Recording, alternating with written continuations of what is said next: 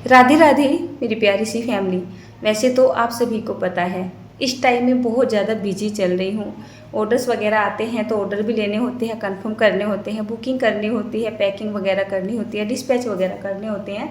तो ये बहुत ज़्यादा काम है मेरे पास। लेकिन बहुत ज़्यादा कमेंट आ रहे थे आप सभी के कि दीदी मटरी की रेसिपी हमारे साथ शेयर कीजिए, क्योंकि सावन का महीना चल रहा है और सावन के महीने में तीज यानी कि जो सिंधारा होता है सभी अपनी बेटियों के यहाँ पे देते हैं, बहनों के यहाँ पे देते हैं, और जिसमें खासकर ये मट्ठी वगैरह जाती है। तो चलिए फटाफट से शुरू करते हैं इस सुपर डुपर टेस्टी बहुत ही आसान सी रेसिपी को। तो इस नमकीन मठरी को बनाने के लिए सबसे पहले हमें ज़रूरत होगी मैदा की। तो मैंने तो यहाँ पर ज़्यादा क्वांटिटी में ये मट्ठी वगैरह बनाई थी, बट मैंने इसको 2 से 3 बैच में करके बनाया था। जितना मुझे टाइम था इतना ही मैंने बनाया था। अब जैसे कि मैंने यहाँ पर ये 2 किलो की जितनी मैदा ली है, इसमें मैंने सबसे पहले ये नमक डाल लिया है करीब 1 चम्मच के जितना। इसमें हम थोड़ी सी अजवाइन डाल लेंगे टेस्ट के हिसाब से, थोड़ी सी काली मिर्च का पाउडर भी डाल लेंगे, वो भी अपने टेस्ट के हिसाब से ही डालेंगे।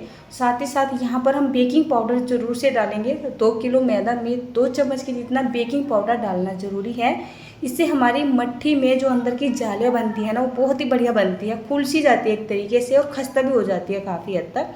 तो 2 किलो मैदा के अंदर 2 चम्मच के जितना बेकिंग पाउडर आपको डाल लेना है, चाहे मीठी मट्ठी बना रहे हो चाहे नमकीन मट्ठी बना रहे हो।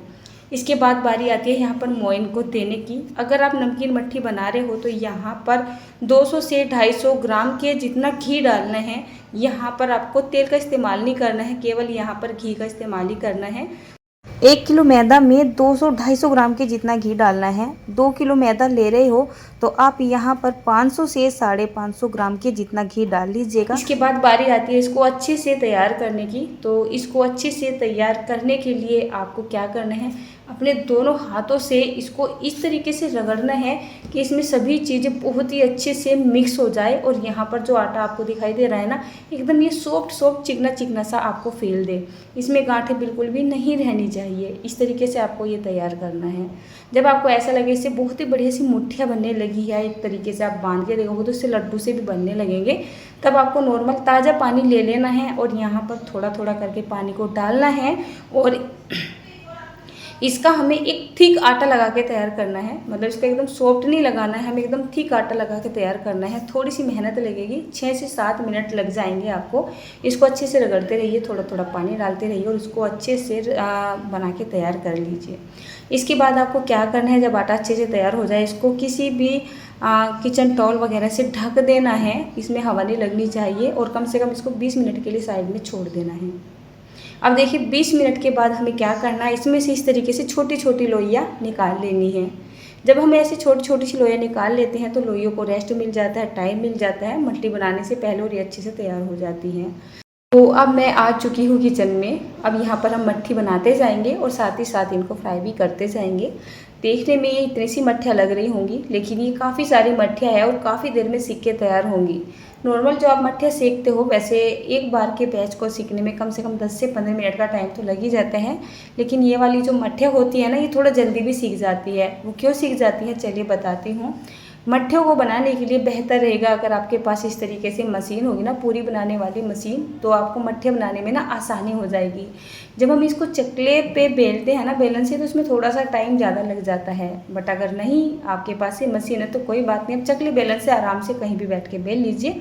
और हो सकता है तो आप चाहे एक ही बार सारी मट्ठियों को बेल के तैयार कर लीजिए, या जैसे भी आप कंफर्टेबल हो उस तरीके से इनको बेलते जाइए। बट मैं यहाँ पर साथ के साथ बेलते जाऊँगी, उनको साथ के साथ ही फ्राई करती जाऊँगी। अभी मुझे खाना भी बनाना है ना, तो शाम के खाने को लेट हो रहे हैं। और इधर आ चुके हैं बच्चों के पापा। बोल रहे हैं तू कब तक लगी रहेगी, अभी रोटी भी बनानी है, तो मैं तेरी थोड़ी सी हेल्प करवा देता हूँ।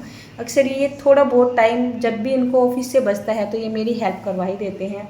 आजकल तो ये कुछ ज़्यादा ही बिजी चल रहे हैं, तो ये मेरी हेल्प करवाने के लिए आ गए हैं। और इन्हें इतनी जल्दी लग रही है क्योंकि घर में अभी भोग नहीं बना है ना, तो भोग की वजह से ये मेरी हेल्प करवा रहे हैं।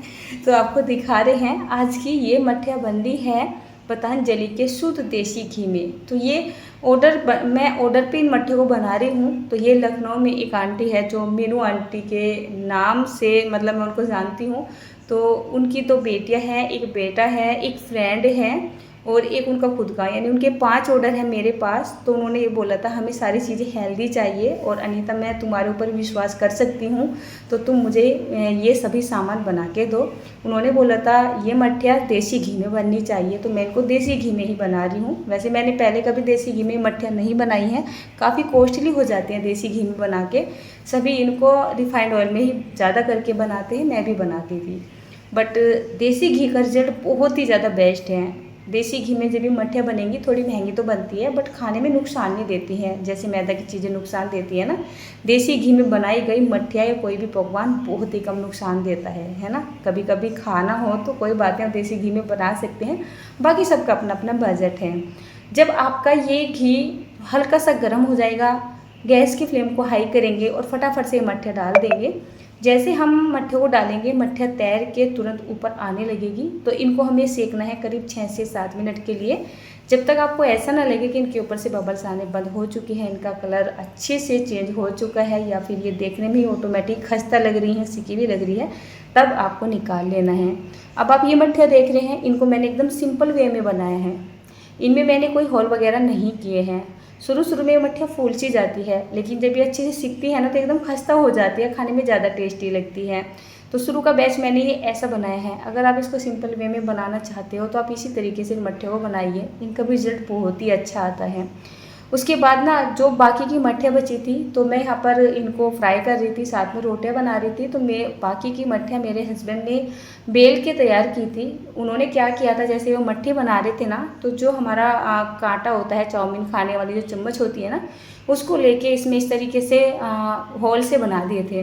बोल रहे थे बिल्कुल भी फूलनी नहीं चाहिए और ये वाली मट्ठी देखने में ज़्यादा अच्छी लगती है, तो उन्होंने अपनी पसंद से इनमें होल बना दिए थे। बाकी मर्जी है, आप बनाना चाहते हैं बनाए या फिर ऐसे भी बना सकते हैं। अभी बहुत ज़्यादा गर्म थी, ये मट्ठिया तोड़ के मैंने आपको दिखा दी है, एकदम खस्ता है, कुरकुरी है, बहुत ही ज़्यादा टेस्टी है ये मट्ठिया। तो यहाँ पर मैंने ये सावन के सिंदारे की या फिर तीज स्पेशल ये मट्ठिया बना के तैयार कर ली है। आपके बहुत सारे सवाल आ सकते हैं कि अनीता ये मट्ठिया किस प्राइस की है। तो इन मट्ठियों को बनाते हुए मैंने बजट निकाल लिया था, और आप सभी भी बार बार मुझे कमेंट करते हो, पूछते रहते हो ऑर्डर कैसे करें या किस रेट के हैं। नॉर्मली आप इनको रिफाइंड ऑयल में बनाते हो तो उसकी कॉस्ट कम पड़ जाती है, आपके ऊपर डिपेंड है आप इसको एकदम हेल्दी वे में बनवाना चाहते हो या फिर आप इसको रिफाइंड में बनवाना चाहते हो। तो ये तय करना है आपको। मैंने प्राइस यहीं पे आपको बता दिए हैं ताकि आपको यहीं पे पता चल जाए और नंबर खोजने की ज़रूरत ना पड़े।